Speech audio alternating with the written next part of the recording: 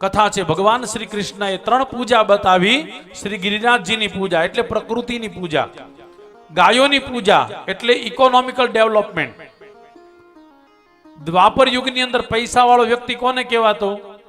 તો કે જેની પાસે ગાયો વધારે હોય ને એને પૈસા વાળા કહેવાતા, એટલે ધનાઢ્ય વ્યક્તિ કહેવાતા. તો એ સમયમાં ધનાઢ્ય વ્યક્તિ કોણ? તો કે નંદ બાબા. એની પાસે 9 લાખ ગાયો હતી. ગઈકાલે આપણે ચર્ચા કરી હતી બધી. તો ભગવાન કૃષ્ણએ કીધું સેવા કરવી, યજ્ઞ કરવો છે તો ગાયોનો યજ્ઞ કરો. જે ગાયથી તમને મને દૂધ મળે છે, જે ગાયથી માખણ મળે છે, જે ગાયથી ઘી મળે છે, આપણે એની પૂજા કરો ગાયોની. અને ત્રીજી પૂજા બતાવી કૃષ્ણએ બ્રાહ્મણોની. બ્રાહ્મણોની પૂજા શું કામ? તો કે જ્ઞાનની પૂજા. તમને ફાવી ને કઈ વાંધો નહીં, મને ગમે. આપણને આમ પરાણે નહીં, ગમે ને ફાવે બેસી જવાનું, મજા. તો ત્રીજી પૂજા છે બ્રાહ્મણની પૂજા, જ્ઞાનની પૂજા. આ 3 પૂજા ભાગવતમાં કૃષ્ણએ બતાવી. પછી તો ગઈકાલે આપણે કથા કરી હતી. ઠાકુરજી બધાને લઈ અને શ્રી ગિરિરાજજીની પાસે ગયા. બધાને કીધું પોતપોતાના ઘરેથી સામગ્રી લઈ લ્યો. બધાએ પોતપોતાના ઘરેથી સામગ્રી લીધી. ગિરિરાજજીને ધરવામાં આવી. કથા સાંભળજો, વૈષ્ણવ માટે બહુ મહત્વની કથા છે. ભગવાનની પાસે સામગ્રી ધરી અને હાથ જોડીને બધાએ કીધું, હે ગિરિરાજજી તમે ભોજન આરોગો. બસ એ જ સમય બધા જોવા લાગ્યા, ગિરિરાજજી તો જમતા નથી. ઠાકુરજીને પૂછે છે, અમે યજ્ઞમાં હોમીએ તો ઇન્દ્ર આવીને બધું યજ્ઞ ગ્રહણ કરે છે, પણ તારા ગિરિરાજજી કેમ નથી જમતા? ભગવાને કીધું, એક કામ કરો, હાથ જોડીને પ્રાર્થના કરો તો ગિરિરાજજી અવશ્ય ને અવશ્ય જમશે. બધાએ હાથ જોડીને પ્રાર્થના કરી, આંખ બંધ કરી. એ જ સમયે ભગવાન ઠાકુરજીએ માયા કરી પોતાના શરીરમાંથી એક સ્વરૂપ કાઢી અને ગિરિરાજજીની અંદર પધરાવ્યું.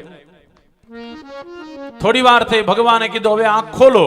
અને જ્યાં આંખ ખોલી ત્યાં તો બધાએ જોયું, અહીંયા કનૈયો છે ને ન્યાય ગિરિરાજજીમાં પણ ઠાકુરજી દેખાણા. બધા જોતા રહી ગયા. બધાએ કીધું, કનૈયા આ ગિરિરાજજી તો તારી જેવા સેમ ટુ સેમ દેખાય છે. ઠાકુરજી કીધું, હું જ છું, અન્ય કોઈ નથી, હું જ છું. અને પછી તો ગિરિરાજજીએ પોતાનું મુખ ફાડ્યું અને 56 ભોગ આરોગવા લાગ્યા.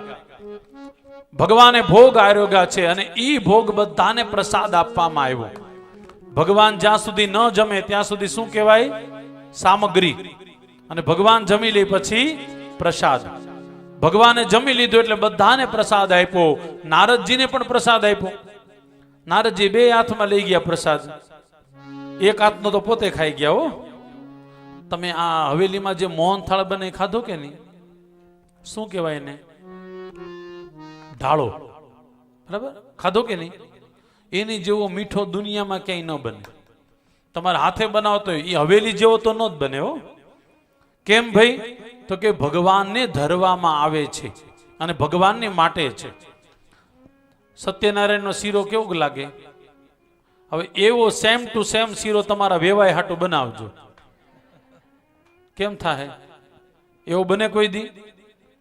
ભગવાનનો શીરો આપણને એમ થાય ઊભા ગળે ખાધા જ કરીએ, પણ વેવાય માટે બનાવે થોડુંક બસ બસ, હવે નહીં, હવે નહીં. મેં જોયું છે સત્યનારાયણના શીરાને પડા પડી થાય. એક દૂણો હોય તો હજી આપો નહીં, હજી આપો નહીં. કેમ? તો કે ભગવાનનો પ્રસાદ એ એટલો બધો મીઠો હોય, આપણે એમ થાય ખાધા જ કરીએ. અને મેં જોયા છે સત્યનારાયણની શીરો ખાતા કોઈ દી ધરાતા જ નથી. આમાં કેવલ ને કેવલ ભગવાનનો પ્રેમ છુપાયેલો છે. ભાગવતની પણ કથા છે. ભગવાને બધાને કીધું આ પ્રસાદ ખાસ લેજો. કેમ? તો કે ભગવાનને અર્પણ કર્યો, ભગવાને ગ્રહણ કર્યો છે.